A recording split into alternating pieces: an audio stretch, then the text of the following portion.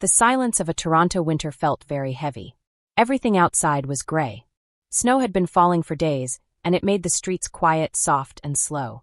But the silence of my sister's voice on the phone felt even heavier. She was gone.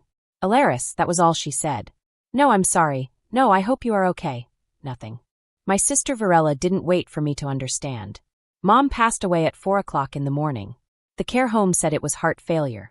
Varela told me she had already handled everything. She said she had the power to make all the decisions because Mom had signed a new will last month.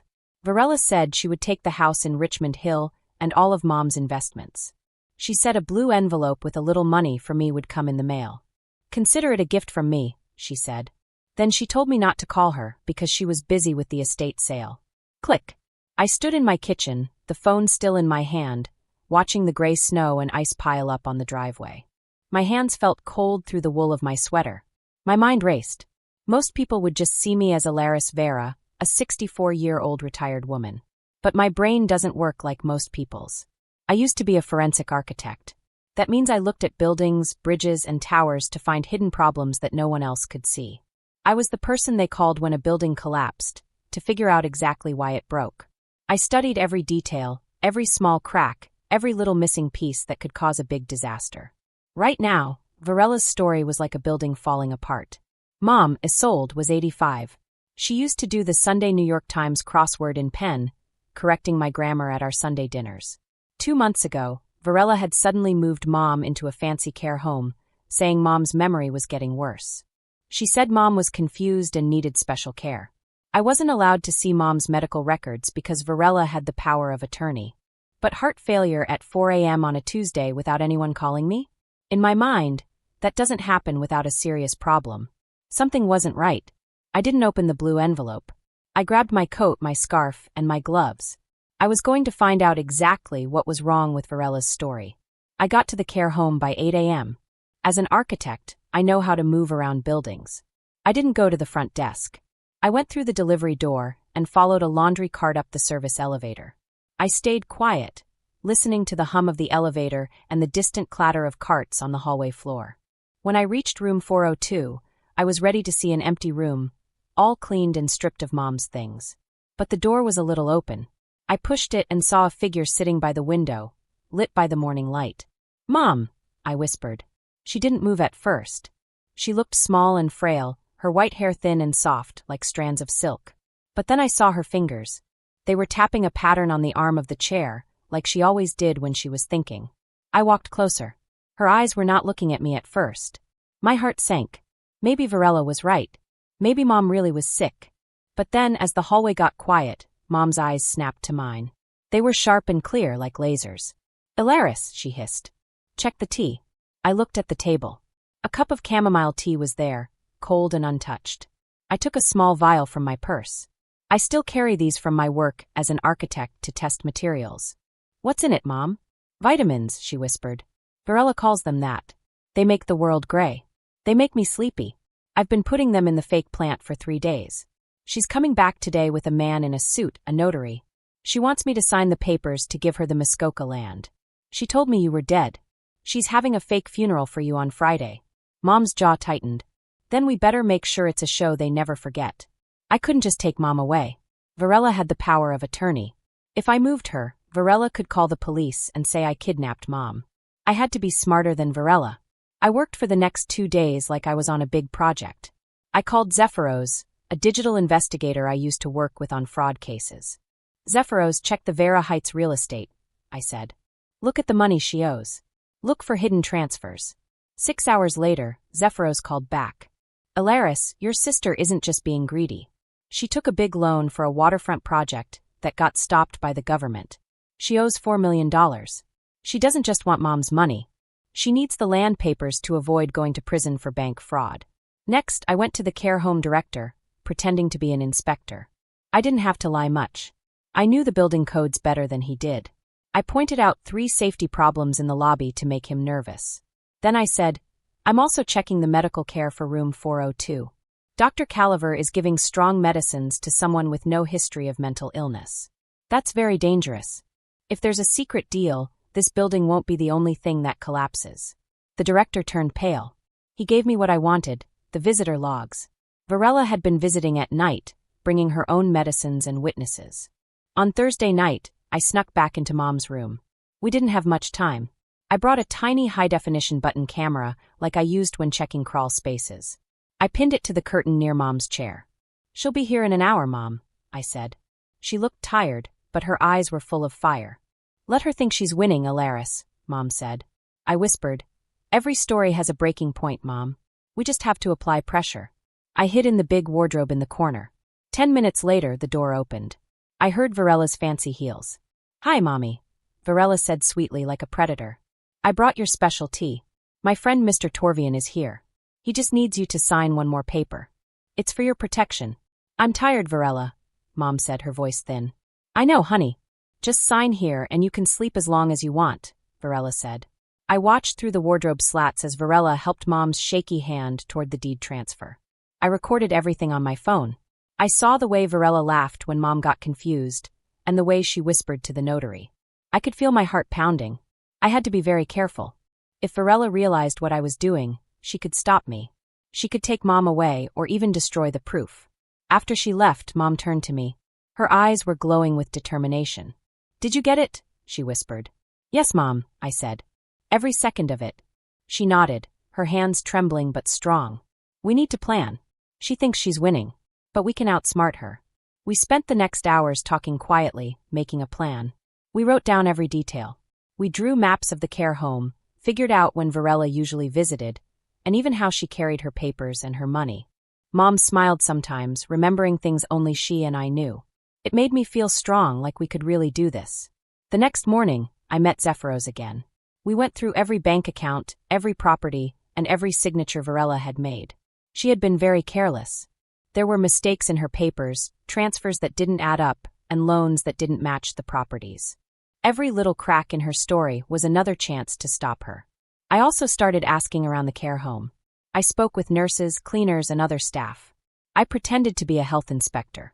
I asked about medicine schedules, visitor rules, and special instructions. Most of them were nervous, but some whispered little secrets. Varela had been giving Mom pills at odd times. Some nurses were afraid of her. Some knew she was lying about Mom's health.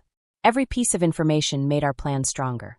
Mom and I spent nights practicing what she would say, how she would act, and how we could trick Varela into showing her real plan. We were like detectives and engineers at the same time. Mom's mind was sharp, even if she looked tired. Every time she tapped her fingers on the chair, it was like a signal we were ready. On the third day, Varela came again with Mr. Torvian. I hid the camera and made sure Mom was ready. Mom sat in her chair, looking calm but ready to act. Varela tried the same trick as before, smiling sweetly, offering tea, and whispering about signing papers. But Mom was ready. She looked confused for a moment, then acted sleepy, like she had been before. Varela relaxed, thinking she had control. I watched everything from the wardrobe. Every word, every movement, every whisper was recorded. We had proof. Varela was lying. She was trying to steal Mom's property. She had no right to the land or the money. After Varela left that day, Mom turned to me again. "We did it, Alaris." "We have her," she whispered. I nodded, smiling. Now we just wait for the right moment. We spent the next few days gathering more proof. We checked every paper, every signature, and every visit. Varela started to act nervous, visiting at different times and bringing different people. But it didn't matter. We had her. Then came the day of the notary. Varela thought she was going to win. She had prepared a big ceremony. But Mom, Alaris, and our evidence were ready. We made sure the notary saw everything. We had witnesses, recordings, and documents. Varela had no power anymore. Finally, the truth came out. The notary and staff realized Varela had lied. They stopped the signing. Mom kept her property. Varela could not take the land or the money. Mom and I sat together in her room afterward. The sun was shining through the window. The snow outside had turned to soft gray slush. I held Mom's hand. "We did it, Mom," I said softly. Mom smiled, her eyes sharp and bright. "Yes, Alaris. We did it. We saved our home and our story. Just like we planned." For the first time in days, I felt the heavy silence lift. The winter outside was still cold and gray, but inside, Mom and I had our warmth, our safety, and our victory. Even in the cold, even in the silence, we had won. And Varela would never forget that. She would be officially gone by Friday morning. Varela said to just backdate the signature. Friday was a crisp, clear day, with the sun shining and a light breeze making the trees sway. The funeral was held at the Vera family house in Richmond Hill. Varela had invited everyone she could think of: developers, local politicians, and all the rich and important people from Toronto's real estate world. But even though it was called a funeral, it felt less like a sad goodbye and more like a party to show off the new Vera Heights buildings. The garden was full of white lilies that smelled sweet in the air. At the front, there was a polished, shiny brown casket under a small canopy to keep the sun off. Varela stood at a podium with a black lace veil covering her face. She looked very sad, like someone who had lost their mother. "My mother, Isolde, was very important in our community," Varela said, crying into the microphone. "Before she passed, she wanted to leave something that lasts forever. She trusted me with the family house, so I could build something big and important for everyone to see." I stood up at the back of the crowd. My voice, used to being loud from shouting over construction noise for many years, was clear and strong. "That's a nice speech, Varela," I said, "but it's not true." The crowd turned to look at me. Their eyes were wide with surprise. Varela's eyes flashed with anger behind her veil. "Alaris, how dare you interrupt? You must be crying too much with grief," she shouted. "I'm not crying, Varela," I said. "I'm checking the facts." I walked down the middle of the garden, holding my phone high for everyone to see. I have a video that I think everyone should watch. It was taken last night. It shows Mom, who you said died on Tuesday, signing papers while you put something in her tea. "That's not true. You're crazy," Varela shouted. "Then why is the casket empty?" I asked. I walked to the front and lifted the lid. It made a hollow, echoing sound. Inside, there was nothing but bags of mulch to make it heavy. The crowd whispered to each other in shock and confusion. Varela's husband, Calvin, tried to grab me, but I stepped back. "And if Mom is really dead," I said, pointing toward the driveway, "then who is that?" At that moment, a black SUV drove up. The doors opened and out stepped my mother. She wasn't in a wheelchair. She wasn't confused. She was wearing her favorite red suit, and her hair was perfectly done. With her were our family lawyer, Evandris Lysar, and 2 police officers from the Financial Crimes Unit. Mom walked up the steps, her shoes clicking on the porch, and took the microphone from Varela. "The reports of my death have been greatly exaggerated," Mom said, loud and clear for everyone to hear. "But the reports of my daughter's debt are very accurate." Varela fell onto the steps.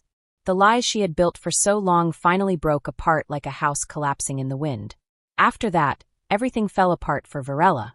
The video I had recorded, combined with Zephyro's careful financial checks and Dr. Calaver's confession once the police showed him the trail of money, made a very strong case against her.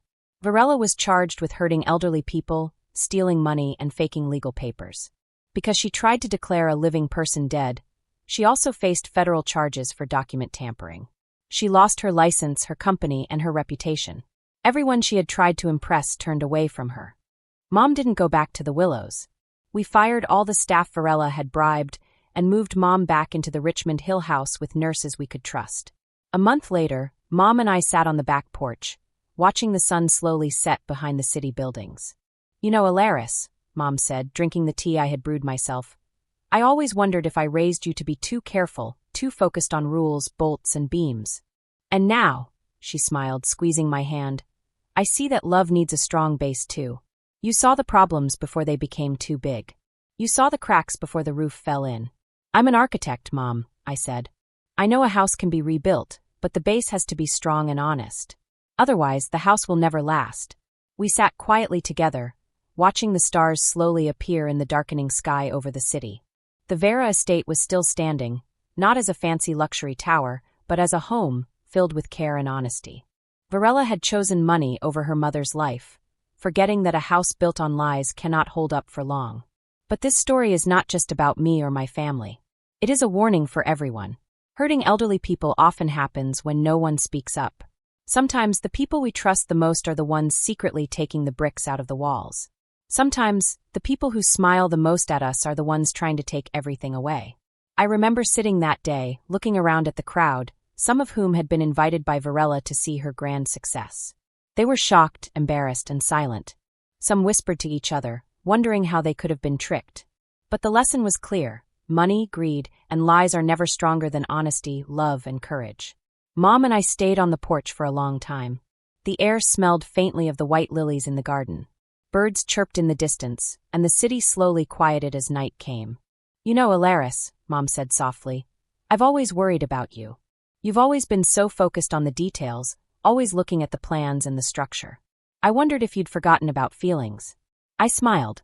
"Mom, feelings are important, but if the base is not strong, everything falls apart. I learned that the hard way." Mom nodded, holding my hand tighter. "Yes. And now I see you understand both, the structure and the heart. You knew how to see past the surface. You saw the cracks and fixed them before they became too big. I am proud of you." I looked out at the city lights, reflecting on everything that had happened. Varela had wanted power and money. She had wanted to control everything, even my mother's life. But greed cannot win when honesty and courage are stronger.